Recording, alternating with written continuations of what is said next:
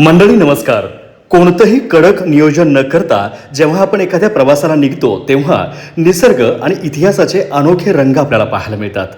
असाच एक भन्नाट अनुभव आम्ही 5 मित्रांनी कोल्हापुरातून सुरू केलेल्या 2000 किलोमीटरच्या अनप्लॅन्ड ट्रिप दरम्यान घेतला आहे. मी याआधीच म्हणजे मागच्या वर्षी चेन्नईपासून कन्याकुमारीपर्यंतचा पूर्व किनाऱ्याचा प्रवास केलेला आहे. त्याचे हे 2 व्हिडिओज माझ्या ट्रॅव्हलर सरदार या यूट्यूब चॅनलवरती आपल्याला पाहायला मिळतील. तेही आवर्जून पहा, कमेंट करा. आज आपण निघालेलो आहोत कोल्हापुरातून म्हैसूर, उटी आणि त्यानंतर केरळमध्ये जायचा प्लॅन आहे. परंतु त्याआधीच निपाणीच्या पुढे असणाऱ्या तौंदी घाटामध्ये आम्ही प्लॅन चेंज केला आणि बेळगावपासून पुढं म्हैसूरकडे न जाता शिवमोग्याकडे जाण्याचा प्लॅन केला. पण मित्रांनो, साऊथच्या कर्नाटक, तामिळनाडू आणि केरळच्या या भागामध्ये 7-8 दिवस आम्ही अशा खेड्यापाड्यातनं फिरलो जिकडे हिंदी आणि इंग्लिश सहसा लोकल्सना येत नव्हतं. त्यामुळे भाषा ही हातवाऱ्याचीच होती सर्वत्र. आणि खरं सांगायचं तर तो एक सगळ्यात वेगळा अनुभव आम्हा सगळ्यांनी आला. आता आपण पोहोचलो आहोत कोल्हापुरातनं 400 किलोमीटरवरती असणाऱ्या शिवमोगा या ठिकाणी. माझ्या पाठीमागे आपण बघू शकतो हा तुंगा रिझर्वायर आणि साऊथ इंडियातलं जे फेमस शिवमोगा जे ठिकाण आहे व्याघ्र प्रकल्पासाठी, त्याच्या शेजारी असणारा हा 11 बाथिंग पॉईंट. या ठिकाणी हत्तीची आंघोळ बघण्यासाठी 50 रुपये तिकीट आणि आंघोळ घालण्यासाठी 100 रुपये द्यावे लागतात. आणि त्यासाठी ही झालेली गर्दी आहे. इथं भाषेचा प्रॉब्लेम असल्यामुळे आम्हाला कळलं नाही की 100 रुपये कशासाठी आहेत. आम्ही 150 रुपये दिले आणि आल्यानंतर कळलं की पाण्यात जाऊन हत्तीला आंघोळ घालण्यासाठी आहे. तर भारी वातावरण आहे. इकडे पाऊस खूप पडून गेलाय. शिवमोगा शहरातनं 14 किलोमीटर अंतरावरती असणाऱ्या या सक्रेवेलू हत्ती कॅम्पला भेट दिल्यानंतर आम्ही पुढच्या ठिकाणाला भेट देण्यासाठी मार्गस्थ झालो. आणि मित्रांनो, काहीही नसलं तरी इथं असणारा निसर्ग, इथं असणारं जंगल आणि इथली हत्तींची ही रेलचल पाहताना एक वेगळीच मजा येते. हे ठिकाण बेळगावपासून जवळपास 300 किलोमीटरच्या आसपास आहे आणि पुढं दावणगिरीकडे आल्यानंतर राईट टर्न घ्यावा लागतो. आता आपण जाणार आहोत शिवमोगा शहरातून 10 किलोमीटर अंतरावरती असणाऱ्या टॅवरेकोपा लायन अँड टायगर सफारीकडे. मग काय हत्तींना आंघोळ घालून कसं वाटलं? सकाळी सकाळी मनसोक्त आंघोळ करून हत्तींना आंघोळ घालायला गेलोय आम्ही. पण असं झालं की हत्तीनेच आम्हाला आंघोळ घातली 100 रुपये हत्तीला आंघोळ घालण्याचे. फुल वसूल केले, धमाल केली. मज्जा आली. त्या प्राण्याच्या इतकं जवळ जातो त्याच्यापेक्षा जास्त मी आणि विश्वजित सरने एन्जॉय केलं काठावरती. अजून एक सांगायचं आहे की या प्रत्येक ठिकाणी 100-150 रुपये असं तिकीट आहे. जाळीमध्ये आपण आहोत आणि प्राणी आपण बाहेर फिरत आहेत.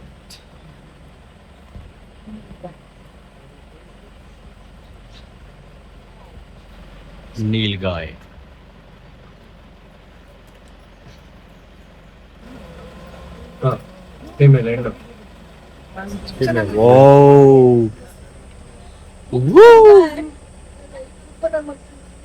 येस. अरे स्टॉप, गाडी काय थांबे ना.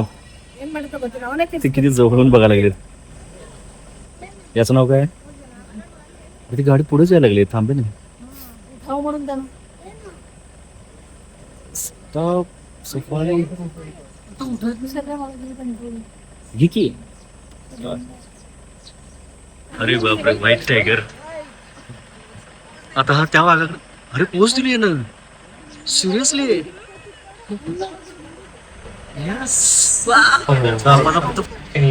रस्त्याच्या साईडला झोपलेला हा सिंह, लायन. बघ बाबा, डोळे उघडे.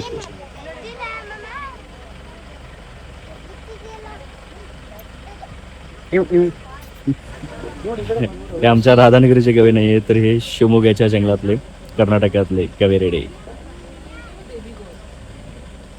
बेबी गो, छोटा गवारेडा, गवा म्हैस. Wow, nice. आपण शिवमोग्याच्या झू मध्ये आहोत. आता थोड्या वेळापूर्वी लायन आणि टायगर्स बघितलं. आता इथं पक्षी आणि वेगवेगळे प्राणी जे इथं केज मध्ये ठेवलेले आहेत ते बघायचं आहे. मगाशी आम्ही केज मध्ये होतो आणि बाहेर ओपन प्राणी फिरत होते, ते बघितलं होतं. घोरपड, एवढा मोठा अजगर आहे. मला वाटतं एकच आहे. डिफरंट कलर आहे. हा, 2.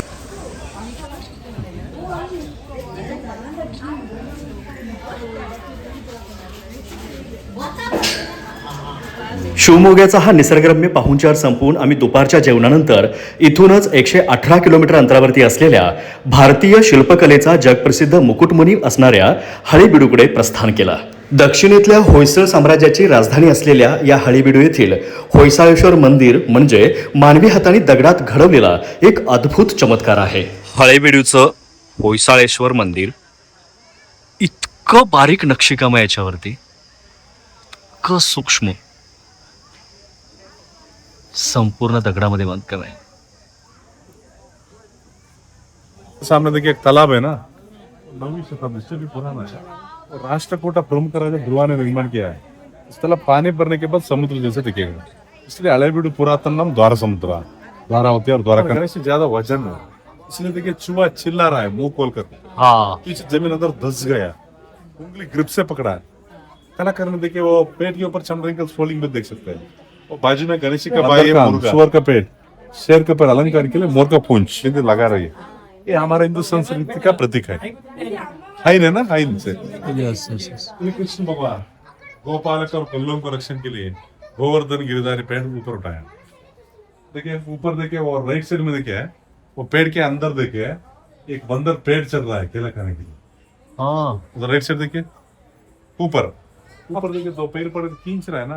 हाँ, नकुन देखिए, चमड़ा है ना, गाला है, वो खींच के बाहर निकल रहा है. नाखून. हाँ, नाखून राइट साइड में. और लेफ्ट साइड में देखिए, और राइट साइड में ऊपर दो पैर और पूंछ है, नीचे दो पैर और सिर है. रौद्र तांडव नृत्य कर रहा है. इसलिए भगवान को गजस्मारा मूर्ति, गजात्म और पेंटिंग वैसे कर रहा है. बाजू में देखिए और एक लक्ष्य सहाय के लिए आया. हम केला खाता है ना, इस तरफ देखिए मुंह पकड़ कर खींच रहा है. देखिए दो अंक और चमड़े के साथ बाहर निकल रहा है. विष्णु भगवान का उग्र होयसळ साम्राज्याचे राजा विष्णुवर्धन यांच्या काळामध्ये साधारण 12व्या शतकात क्लोराईड शिस्ट म्हणजेच मऊ काळ्या दगडाचा वापर करून या मंदिराची निर्मिती करण्यात आली असून संपूर्ण मंदिराच्या बाहेरील भिंतीवर रामायण, महाभारत आणि पुराणातील कथा सांगणारे हजारो बारीक पुतळे कोरलेले आहेत. या मंदिराचं आणखी एक मुख्य आकर्षण म्हणजे येथील एकाच पाषाणातून कोरलेले भव्य आणि अत्यंत चमकदार नंदी, जे पाहताना प्राचीन भारतीय कारागिरांच्या कौशल्याची प्रचिती येते. या मंदिरावर कुठेही शिखर नाही, हे या वस्तूचं सर्वात मोठं भौगोलिक आणि वास्तुकला वैशिष्ट्य मानलं जातं.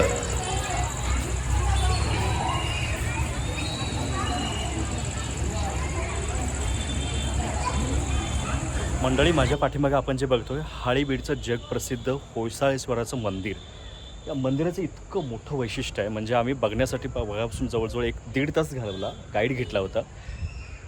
इतकी बारीक कोरीव नक्षीकाम आहे दगडांच्या वरती की जगात इतकं अप्रतिम काही ठराविकच मला वाटतं मंदिरे किंवा अशी शिल्पकला असू शकतील. त्यातलं हे एक आहे. आता अर्चना मॅडमने सांगितलं की बेल्लूर इथून जे जवळ आहे तिथे एक असं एक मंदिर आहे, त्याचंही अप्रतिम नक्षीकाम आहे. आणि हा आपल्या इतिहासाचा इतका मोठा ठेवा आहे, हे बघताना खरंच आश्चर्य वाटतं. म्हणजे जादू किंवा एखादा चमत्कार जो असतो ना, या प्रकारचं. कारण याचे अलंकार आणि जे कोरीव काम आहे ते आत्ताच्या माणसाला सुद्धा जमणार नाही. आधुनिक तंत्रज्ञानानं सुद्धा अवघड होईल इतकं अवघड काही कोरीव काम आपल्याला बघायला मिळेल या ठिकाणी. खरंच हळेबीडूच्या या होयसाळेश्वर मंदिरावरील नक्षीकाम असेल किंवा बेलूरच्या जवळच असणाऱ्या बेलूरच्या जगप्रसिद्ध चन्नाकेशव मंदिरावरील नक्षीकाम असेल, ही नक्षीकामं तुम्ही पाहिल्यानंतर, येथील कोरीव कामं पाहिल्यानंतर तुम्हाला चमत्कार असल्यासारखं भासेल आणि पुन्हा पुन्हा या ठिकाणी तुम्ही भेट द्यायला याल. इतकं हे आकर्षक आणि नयनरम्य आहे.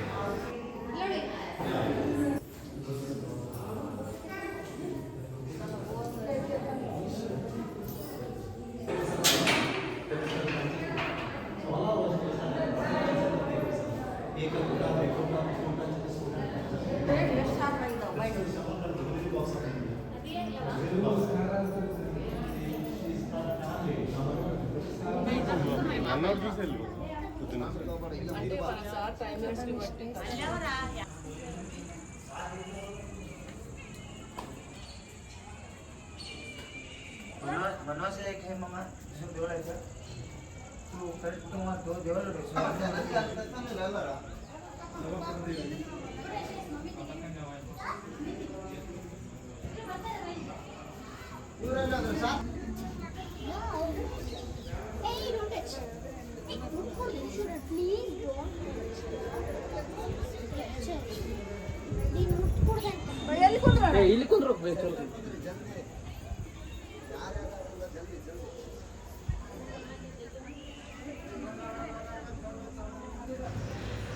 हळेबीडूचा हा नयनरम्य इतिहास डोळ्यात साठवल्यानंतर आम्ही रात्रीच्या मुक्कामासाठी इथूनच अवघ्या 16 किलोमीटरवर असलेल्या बेलूर येथे पोहोचलो. आणि यानंतर सोमवारी सकाळी सकाळी आम्ही बेलूरच्या जगप्रसिद्ध चन्नाकेशव मंदिराला भेट दिली. हे मंदिरही होयसाळ राजा विष्णुवर्धन यांनी चोळ राजांवर मिळवलेल्या विजयाच्या प्रित्यर्थ 1117 मध्ये बांधायला सुरुवात केली होती आणि ते पूर्ण होण्यास तब्बल 103 वर्ष लागली. मंदिरात पाऊल ठेवताच तिथल्या छतावरील आणि भिंतींवरील मदनिका म्हणजेच नर्तिकांच्या मूर्तींचं सौंदर्य थक्क करून सोडतं. इथल्या कोरीव कामाचा इतिहास समजून घेऊन आम्ही मंदिरात काही वेळ शांतपणे ध्यान केलं आणि बेलूरच्या या भक्तिरसानंतर आम्ही जवळच असलेल्या बेलवडी येथील प्राचीन वीरनारायण मंदिराला भेट दिली. बेलूरच्या या चन्नकेशव मंदिराचं आणखी एक वैशिष्ट्य सांगायचं तर हे मंदिर पूर्णपणे बांधकाम झालेलं आहे आणि त्यामुळेच इथं एंट्रीला प्रवेशावेळेला गोपूर आपल्याला पाहायला मिळेल. आणि इथलं अजून एक वैशिष्ट्य म्हणजे प्रांगणामध्ये मंदिराच्या प्रांगणामध्ये असलेला विजय स्तंभ. मंदिराच्या आतमध्ये असणारा हा स्तंभ याला दररोज पूजा केली जाते कारण याचं वैशिष्ट्य फार मोठं आहे. याच्या आतमध्ये आपल्याला पूर्ण दिसेल की हा पोकळ आहेत एकाच दगडामध्ये कोरलेला असून सुद्धा. आणि इथलं हे जे वैशिष्ट्य आहे विजय स्तंभ एकाच दगडामध्ये कोरलेला हा कित्येक टनाचा दगड कित्येक 100 वर्षापासून उभा आहे आणि याच्या खाली जो टच दिसतोय ना याच्यामध्ये अंतर आहे खालच्या दगडात आणि वरती. हे एक कलाकारांचं वेगळी ताकद दाखवून देतं काय घडवलंय त्यांनी हे. भस्मासुर संहार करने को मोही निरूपे जगह से पहला मत्स्यावतार कूर्म वराह नरसिंह वामन वो साइड में ह्यूमन इनकार्नेशन परशुराम राम कृष्ण बुद्ध तो बुद्ध विष्णु का अवतार तो now 9th incarnation Vishnuvardhana birth थे जैन वो उधर पत्नी है ये साइड में उसका राजगुरु रामानुजाचार्य फिलॉसफर रामानुजाचार्य उनको हिंदू धर्म का बाद उपदेश देता है. नंतर उन्हें जैन धर्म छोड़ वो नहीं मैसेज देने के लिए तोता से बात करता था. शिखभाषी छोटा दास है ना कलर वाटर दे रहा है वो साइड में पिचकारी में कलर वाटर दे रहा है. ओडी नृत्य ये स्टैचू का नाम कीरवाणी. देखो शांतला देवी डांसिंग तो 3 टाइप बॉडी बेंड कर दिया त्रिभंगी नर्तन. पूरा स्टैचू को आभरण से अलंकार कर दी. एक एक आभरण को एक एक नाम है. कंठिहार वक्षहार भुज कीर्ति बाहुबंध मेघ लचन वीर नूपुर कड़ग तोड़बंदी. वो मूर्ति का नाम कपाल भीर. हाथ में दंड पकड़ दिया उसके ऊपर एक रूम है. मुकुट में छोटा छोटा रूम है. भगवान कृष्ण काली मर्दन संहार करते ना उसके ऊपर एक मक्खी बैठ गई. मक्खी आ गई पनस कान है इधर देखो. उसका नाम गजासुरा. भगवान शंकर ने तो हाथी संहार करके उसका पेट का अंदर में नाचता है. हाथी का हेड रन नीचे है पीछे 2 पाँव ऊपर है. पेट का अंदर में भगवान शंकर ने नाचता है. गज चर्मांबरधारी गजासुर मर्दन. ये मंदिर ये मूर्ति हड़ेबीड़ मंदिर में है. हड़ेबीड़ में गाइड ले लिया आप लोग. ये स्टैचू का बाजू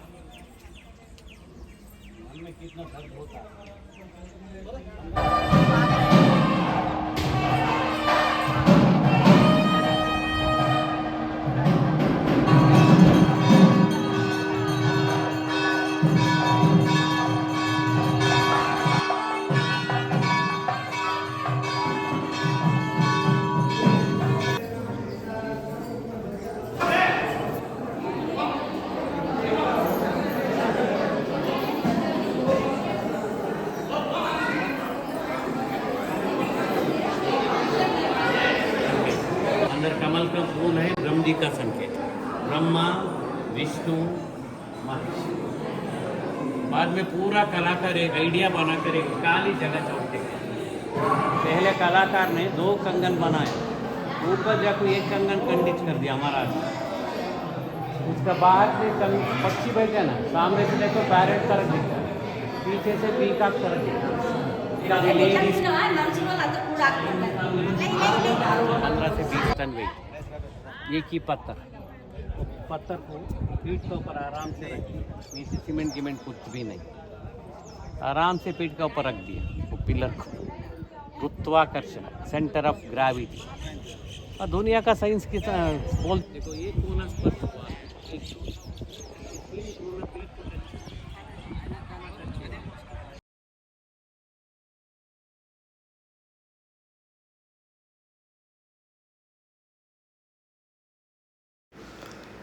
यानंतर इथूनच जवळ असणाऱ्या बेलवडी येथील प्राचीन वीरनारायण मंदिराला मी भेट दिली. साधारणतः 12व्या शतकाच्या उत्तरार्धात बांधलेलं हे मंदिर त्रिकूट प्रकारातील असून येथील मुख्य आकर्षण म्हणजे मंदिरातील काळ्या पाषाणातील खांब आहेत. या खांबांची चकाकी आणि त्यांचं पॉलिश इतकं अप्रतिम आणि काचेसारखं आहे की त्यामध्ये आपण आपला चेहरा पाहू शकू. आणि अगदी स्पष्टपणे होयसाळकालीन शिल्पकलेचे हे अभूतपूर्व चमत्कार पाहून झाल्यानंतर आमचा प्रवास पुढे सुरू झाला तो कर्नाटकाच्या एका देखण्या शहराकडे म्हणजेच म्हैसूरकडे. मित्रांनो, व्हिडिओच्या दुसऱ्या भागामध्ये म्हैसूर सिटी जी भारतातील सर्वात सुंदर सिटी म्हणून ओळखली जाते, इथून बंडीपुरा अभयारण्य, मधुमलाई अभयारण्य, येथील प्राणी, उटी आणि तिथून पुढे केरळचा वायनाडचा भाग हे सर्व काही आपण व्हिडिओमध्ये पाहणार आहोत. त्यामुळे दुसरा भागही आवर्जून पहा. आजच्या भागामध्ये इतकंच. धन्यवाद.